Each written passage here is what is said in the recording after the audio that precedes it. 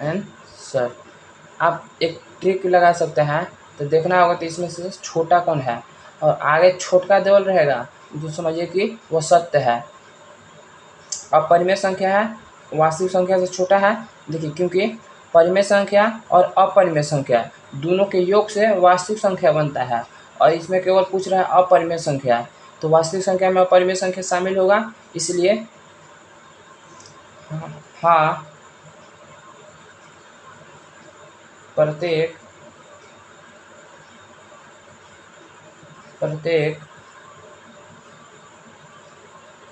अपरिमेय संख्या वास्तविक संख्या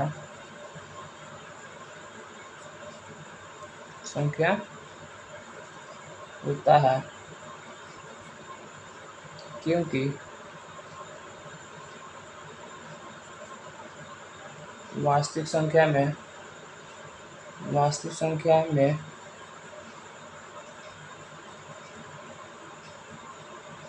अपरिमेय संख्या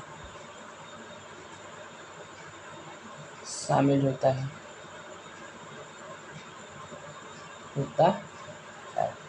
ठीक है, जैसे √3, √2, √5 इत्यादि। ठीक है, दूसरा क्या देखते हैं। दूसरा कह रहा है संख्या रेखा का प्रत्येक बिंदु √m के रूप का होता है, जहां m एक प्राकृतिक संख्या है। देखिए बाबू, प्राकृतिक संख्या हमेशा रूट में नहीं, कभी भी रूट में नहीं होता है। प्राकृतिक संख्या है, जैसे आप गिनते हैं, 1 से शुरू करते हैं, वही प्राकृतिक संख्या है, प्राकृतिक संख्या है बाबू। तो क्या आप किसी भी संख्या रेखा पर हम दिखा रहे हैं, जैसे कि ये हो गया, ऐसे संख्या रेखा खींचे, क्या इस पे आप कभी भी देखे हैं तो √2, √5 इसका पूरा वर्गमूल नहीं निकलेगा बाबू। तो यह कथन क्या, तो यह कथन लिखते हैं आंसर में। यह कथन असत्य है, क्योंकि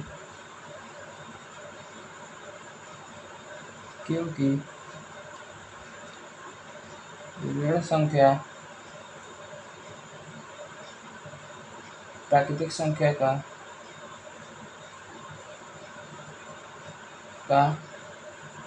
वर्गमूल नहीं होता है।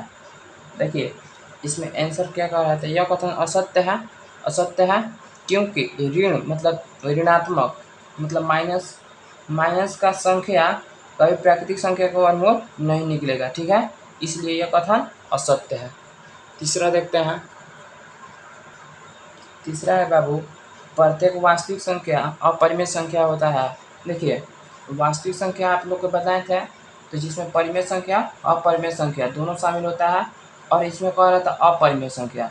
तो का समझिए कि एक छोटी जगह थैला है, ठीक है, उसमें 2 किलो कुछ भी अट सकता है, और उसमें 5 किलो अटाइएगा तो क्या वो अटेगा? नहीं अटेगा। तो लिखते हैं आंसर। यह कथन असत्य है, मतलब गलत है, असत्य है, क्योंकि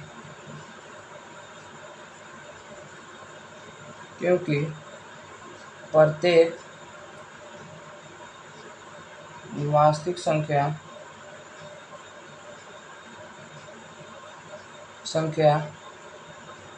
अपरिमेय संख्या नहीं होता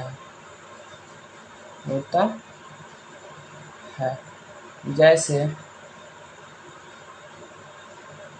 हम लिख सकते हैं बाबू 2, क्योंकि देखिए अपरिमेय संख्या तो शामिल होगा, ठीक है, अपरिमेय संख्या तो शामिल होगा 2 रूट 3। देखिए परिमेय संख्या 2 हो गया, अपरिमेय संख्या √3 हो गया। तो अपरिमेय संख्या तो शामिल होगा बाबू, बाकी परिमेय संख्या क्या शामिल होगा अपरिमेय संख्या में? तो नहीं। ठीक है, तो इसलिए लिखे हैं यह कथन असत्य है, क्योंकि प्रत्येक वास्तविक संख्या अपरिमेय संख्या नहीं होता है। जैसे उदाहरण दे बाबू, जैसे 2 है तो 2 परिमेय संख्या है और √3 अपरिमेय संख्या है। तो क्या परिमेय संख्या अपरिमेय संख्या में शामिल नहीं होगा बाबू? इसलिए हमारा यह कथन असत्य है। ठीक है, अब प्रश्न संख्या 2 है, क्या सभी धनात्मक पूर्णांकों का वर्गमूल अपरिमेय संख्या होता है? यदि नहीं तो एक ऐसी संख्या का वर्गमूल का उदाहरण दीजिए जो एक परिमेय संख्या है। देखिए धनात्मक पूर्णांक किसे कहते हैं, तो यहाँ हम बतलाते हैं धनात्मक पूर्णांक किसे कहते हैं। जैसे देखिए पूर्णांक कहने का मतलब है जिसमें धनात्मक, ऋणात्मक और शून्य, जैसे कि डॉट डॉट में करके -2, -1, 0, 1, 2 डॉट डॉट डॉट। देखिए इसमें ऋणात्मक भी शामिल है, शून्य भी शामिल है और धनात्मक भी शामिल है। हमें ऋणात्मक और शून्य का बात नहीं किया है, हमें धनात्मक पूर्णांक का बात किया है।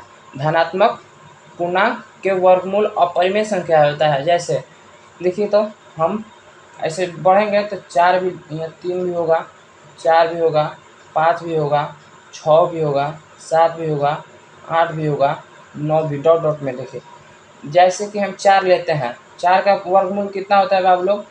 तो 2 होता है। तो क्या ये अपरिमेय संख्या है तो परिमेय संख्या है? ये परिमेय संख्या है, परिमेय संख्या है बाबू। तो हम लिखते हैं, उदाहरण देने के लिए कह रहा है तो हम उदाहरण दे रहे हैं। आंसर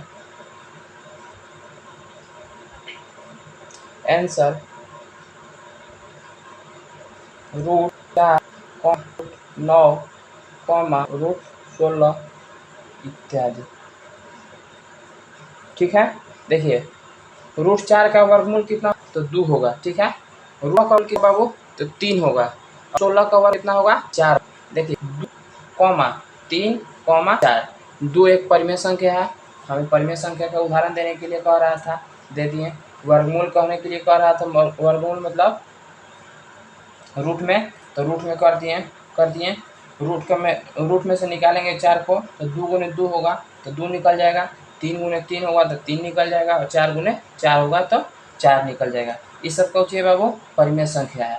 हमारा यही आंसर हो गया। ठीक है, चलिए आज का सेशन हम यहीं पर समाप्त करते हैं। क्लास अच्छा लगे तो लाइक शेयर कमेंट करिएगा और अपने मित्रगणों के साथ शेयर भी करिएगा। धन्यवाद।